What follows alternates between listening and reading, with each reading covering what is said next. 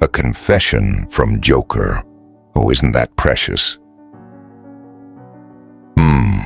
They broke you, lied to you, drained every last drop of light you had left, and then stood there blinking at you like you were the problem, like surviving what they put you through was somehow the offense, like the audacity of not smiling through your own destruction was the real scandal. How adorable. Let me confess something the rest of the world is too cowardly to say. This world, this glittering, masked, endlessly manipulative carnival, was never built for people like you. You were the one who cared when caring cost something. You gave without keeping score. You stayed long past the point anyone deserved your loyalty, holding doors open for people who would have walked right past you on fire. You listened, sat with their problems, carried their disasters, absorbed their chaos like you were built for it. And the moment, the very second, you needed someone to sit with you. Silence. Cold. Bitter. Echoing silence. That's the punchline, isn't it?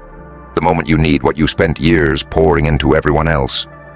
The room empties. The phones go quiet. The people dissolve like smoke. And you're left standing there wondering if any of it was ever real. But here's my confession, that silence. Don't let it swallow you. Let it sharpen you. Let it grow something with teeth inside your soul. Because the next time someone tries to cut you open, they're going to find out you already built a blade from everything they left behind. Oh, you thought God wasn't watching. How adorable.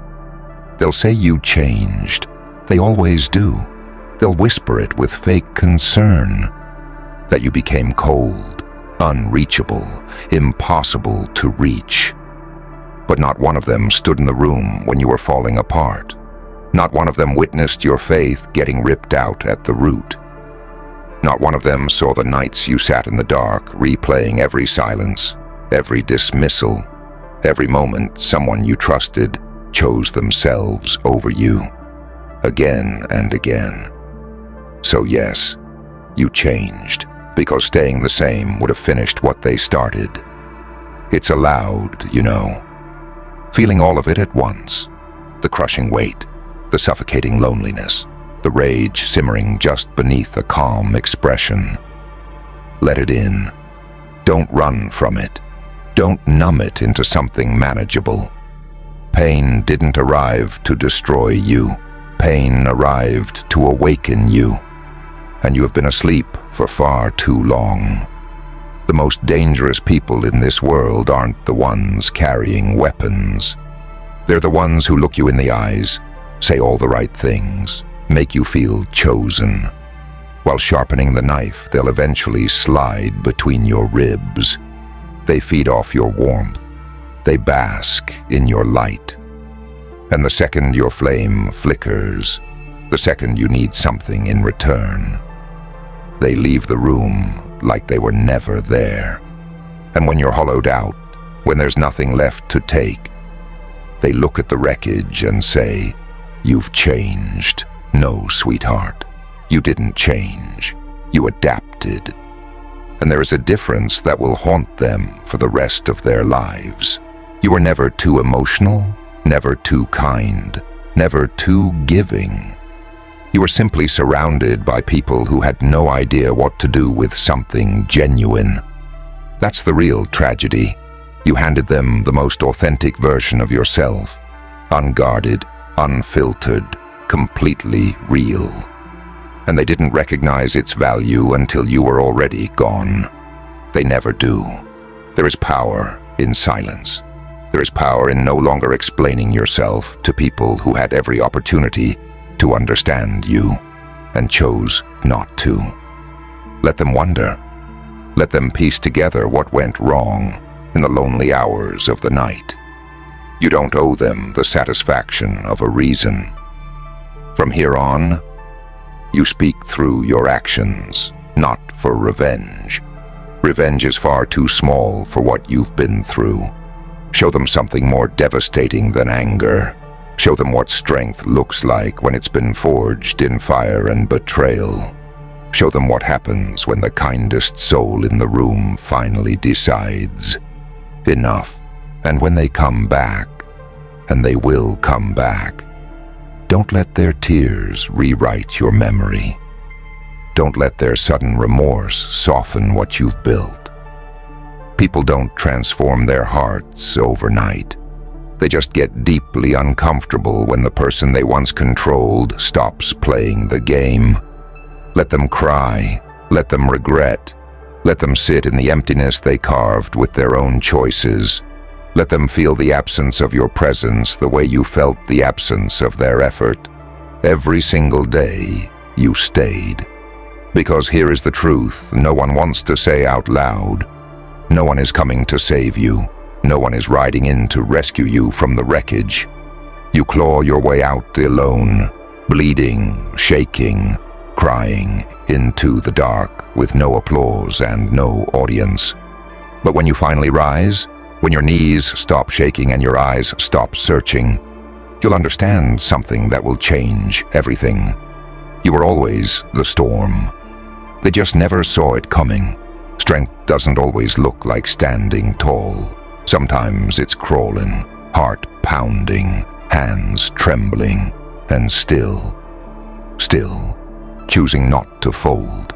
It's waking up every morning with that ache still living in your chest and moving anyway. Not because you're healed, but because you've accepted that the pain might be part of you now, and you've decided to carry it like a weapon instead of a wound. That's where real power is born. Not in the healing, in the acceptance. When you stop begging for things to go back to how they were. When you stop waiting for closure, for apologies, for someone to finally admit what they did. That is when you become untouchable. Because here's my confession. They saw what they did. Every tear, every time you tried to explain yourself, every moment you stayed silent, hoping they'd understand on their own. They saw it, and they simply didn't care enough to change. So don't waste your breath explaining the storm to people who ran when the clouds appeared. They only ever loved the sunshine. They never deserved the thunder that saved your soul. It was never that you were hard to love. They were just too selfish to try, and deep down, in the quiet places they'll never admit exist, they know it. They know they wasted something rare. They had gold in their hands and convinced themselves it was ordinary. You were the safe place, the loyal one, the constant, and they confused your consistency for weakness. Thought you'd always be there. Thought you'd keep forgiving indefinitely, until you didn't. Until you went quiet. Until your eyes changed, and that's when it hit them. They never had control of you. They had access. And access, unlike control, can be revoked. Without notice. Without warning. Without a single goodbye. You don't owe explanations to people who knew exactly what they were doing while they were doing it. You don't owe comfort to the ones who made you question your own worth. Let them sit in the silence they built. Let them taste the loneliness they handed you so freely. You don't have to hate someone to let them go. You simply wake up one day and realize loving them is starting to feel like slow self-destruction. That staying is costing you your peace, your clarity, your soul, and then you make the hardest and most important decision of your life. You walk away, not because you stopped caring, but because you finally started. You can't love people into becoming better. You cannot bleed enough to fill the holes in someone else's soul. That was never your responsibility. Your only obligation now is to heal, to rise, to take everything they gave you and turn it into armor. Not walls, armor. There is a crucial difference. Walls keep everyone out. Armor lets you walk back into the world. Guarded, yes, but still breathing, still standing, still open to the things that actually deserve you.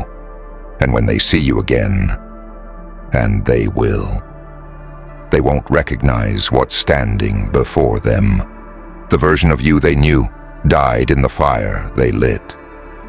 The version they're looking at now walks through that same fire like it's nothing more than warm air. And that is the most terrifying thing they have ever witnessed. Healing is not a straight line. Anyone who tells you otherwise is selling something. It's brutal. It's dark. Some days you feel like you've turned a corner, and the next you're on the floor again, gasping, like the wound never closed. It comes in waves. Some waves hit harder than the first, and that is okay. You're not weak because you still miss someone who destroyed you. You're not foolish because their name still echoes somewhere inside your chest. That's simply the residue of love given too deeply to the wrong vessel. But missing them does not mean returning to them. Pain has a particular cruelty. It convinces you that chaos was comfort, that the madness was home. It wasn't. You were addicted to someone who gave you small moments of warmth between long stretches of cold. That wasn't love. That was survival mode wearing love's face. Stop waiting for them to become the version of them you believed in. You're not in love with the person. You're in love with their potential. And potential doesn't hold you when you're falling apart.